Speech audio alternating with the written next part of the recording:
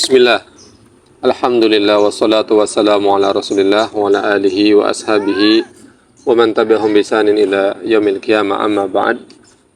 Sahabat-sahabatku kaum muslimin yang dimuliakan Allah subhanahu wa ta'ala, insyaallah pada kesempatan yang mulai ini kita akan mengkaji bersama tentang keutamaan sholat duha. Mungkin banyak di antara kita yang sudah rutin mengerjakan sholat duha, atau ada yang belum di antara kita yang mengerjakan sholat duha. Maka mudah-mudahan apa yang kita kaji bersama ini bisa menguatkan kita. Bagi kita yang sudah rajin sholat duha, ini semakin menguatkan kita dan semakin timbul pengharapan kepada Allah Subhanahu wa Ta'ala akan keutamaan yang ada pada sholat duha. Dan bagi yang belum, maka mudah-mudahan dengan mendengarkan kajian ini atau pembacaan hadis-hadis ini, maka mudah-mudahan kita menjadi termotivasi untuk kemudian mengawali sholat duha dari sekarang, dan mudah-mudahan kemudian bisa rutin seterusnya mengerjakan sholat duha karena keutamaannya yang sungguh sangat besar dan luar biasa. Hadis yang pertama dari Abu Hurairah radhiyallahu anhu berkata, "Ausani khalili sallallahu alaihi wasallam." Kekasihku memberi wasiat kepadaku, kata Abu Hurairah, bisyami salasati ayyamin kulli syahr, agar aku berpuasa 3 hari di setiap bulannya. Maksudnya adalah puasa ayyamul bid 13, 14, 15 di bulan Hijriah. Kemudian wa raq'atai ad-duha, dan mewasiatkan kepadaku agar mengerjakan 2 rakaat salat duha. Wa an utir qabla an arkud, dan agar aku melaksanakan sholat witir sebelum aku tidur. Hadis ini muttafaq alaih, sahih, diriwayatkan Imam Bukhari dan Muslim. Nah, dalam hadis ini Nabi Shallallahu Alaihi Wasallam memberikan wasiat kepada Abu Hurairah, dan ketika Nabi SAW memberikan wasiat, maka ini menunjukkan sesuatu yang sangat penting yang harus menjadi perhatian. Nah, ini khusus kepada Abu Hurairah, dan ini juga berlaku bagi kita semua selaku umat Nabi Muhammad Shallallahu Alaihi Wasallam. Nabi SAW mewasiatkan dengan 2 rakaat sholat duha karena sholat duha paling minimal dikerjakan adalah 2 rakaat. Kemudian hadis yang berikutnya riwayat Imam Muslim dari Abu Dzar radhiyallahu anhu, sahabat bernama Abu Dzar, semoga Allah meridhoinya, dari Nabi Shallallahu Alaihi Wasallam. Qala, Nabi SAW bersabda, yusbihu ala kulli sulama min ahadikum shadaqah. Jadi ketika memasuki waktu pagi, maka ada hak untuk disedekahi dari setiap sendi yang ada di tubuh kita. Masya Allah, tubuh kita ini memiliki banyak persendian. Sendi-sendi dalam tubuh kita ini memiliki hak untuk disedekahi. Apa sedekahnya? Kata Nabi SAW, fakullu tasbihatin shadaqah. Setiap ucapan kita subhanallah itu adalah sedekah. Wa qulu tahmidatin shadaqah, setiap ucapan kita alhamdulillah itu adalah sedekah. Wa qulu tahlilatin shadaqah, dan setiap ucapan kita la ilaha illallah itu adalah sedekah. Wa qulu takbiratin shadaqah, dan setiap ucapan kita Allahu akbar itu adalah sedekah. Artinya setiap hari itu kita dianjurkan untuk banyak berzikir, subhanallah, alhamdulillah, wa la ilaha illallah, Allahu akbar, karena itu adalah sedekah-sedekah. Wa amrun bil ma'ruf shadaqah, dan mengajak kepada kebaikan, beramar ma'ruf, mengajak orang lain untuk melakukan kebaikan, maka ini juga sedekah. Wa nahyun anil munkar shadaqah, dan mencegah orang lain agar tidak berbuat dosa maksiat, berbuat kemungkaran, ini juga sedekah. Kemudian kata Nabi SAW, wa yujzi'u min dzalika raq'atan yarka'uhuma minad duha. Allah Akbar. Dan semua itu tercukupi dengan 2 rakaat sholat duha. Subhanallah. Ini menunjukkan kesempurnaan dan keutamaan yang ada pada sholat duha, bahwa seseorang yang mengerjakan 2 rakaat sholat duha, maka dia sudah mencukupi sedekah-sedekah untuk setiap persendian yang ada di anggota tubuhnya. Allah Akbar. Kemudian hadis yang lainnya, Aisyah radhiyallahu anha ummul mukminin berkata, "Kana Rasulullah sallallahu alaihi wasallam yusolli ad-duha arba'an wa yazidu ma syaa Allah." Hadis riwayat Imam Muslim.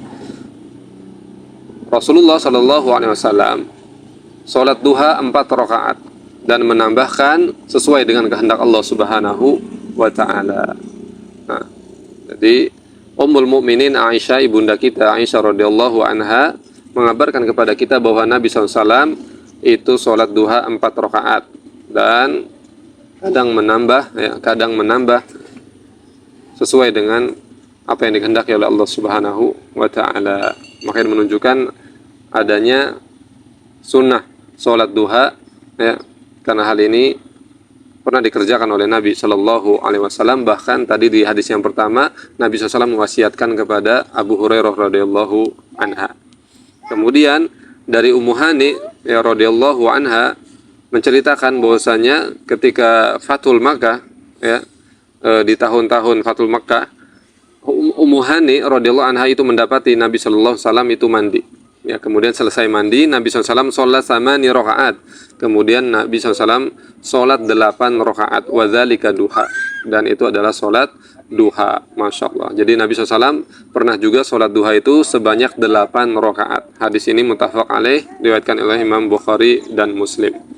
Kemudian hadirin, ya, sahabat-sahabatku yang dimuliakan Allah Subhanahu wa taala, mengenai waktu sholat duha, itu boleh dikerjakan di awal waktu, di tengah waktu, atau di akhir waktu. Dan waktunya itu dimulai dari 15 menit setelah waktu syuruk, terbitnya matahari. Jadi waktu terbit matahari maka kita tunggu dulu kurang lebih 15 menit, setelah itu baru menjalankan sholat duha.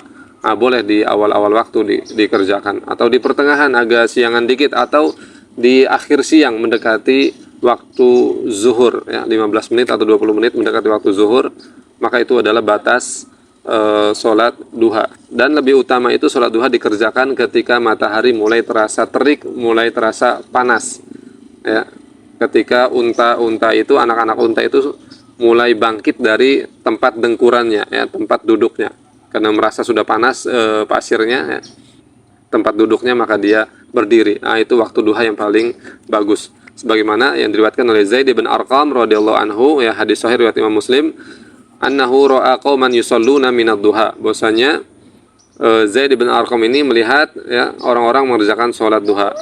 Faqala, kemudian dia berkata, amma laqad alimu anna salat fi ghairi hadisah afdal.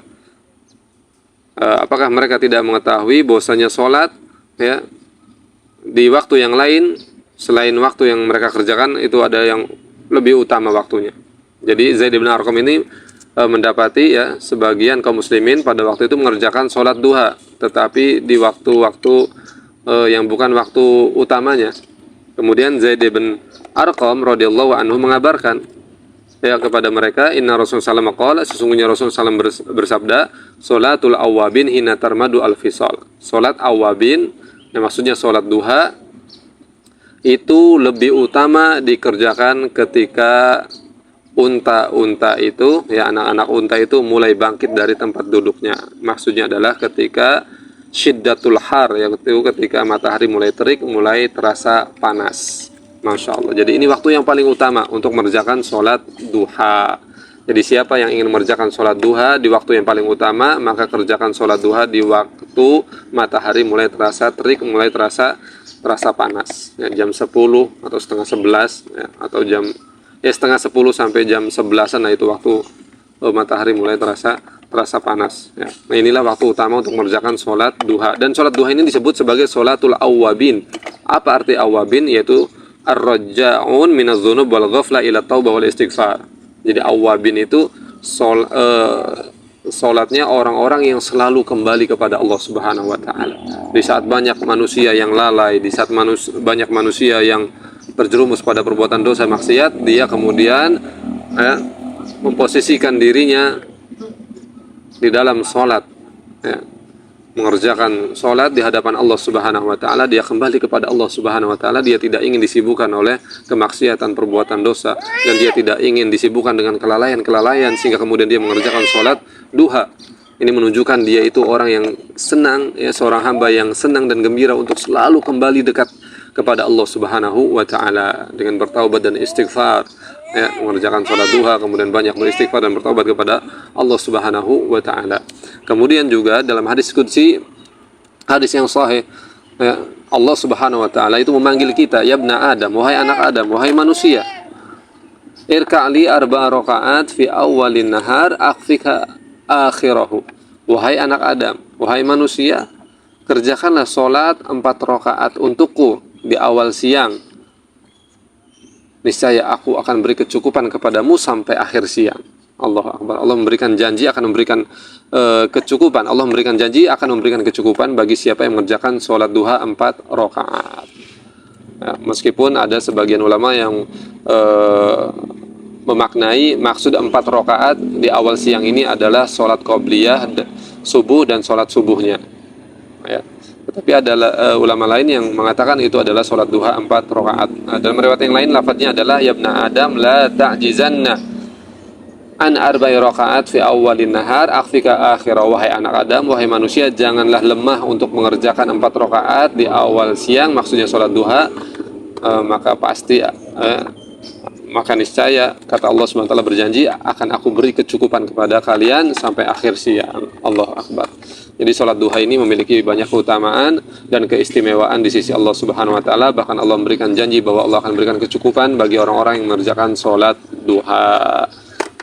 Oke, barakallahu fikum jami'an sahabat-sahabatku, mudah-mudahan ini bermanfaat bagi kita semua dan semakin membuat kita semangat untuk selalu rajin dan rutin mengerjakan sholat duha, dan bagi kita yang belum maka mudah-mudahan tergerak untuk segera menjalankan sholat duha. Ya. Barakallahu fikum jami'an. Subhanakallah bihamdika asyhadu an la ilaha illa anta astaghfiruka wa atubu ilaik. Alhamdulillah wa sallallahu ala nabiyina Muhammad. Walhamdulillah wassalamu alaikum warahmatullahi wabarakatuh.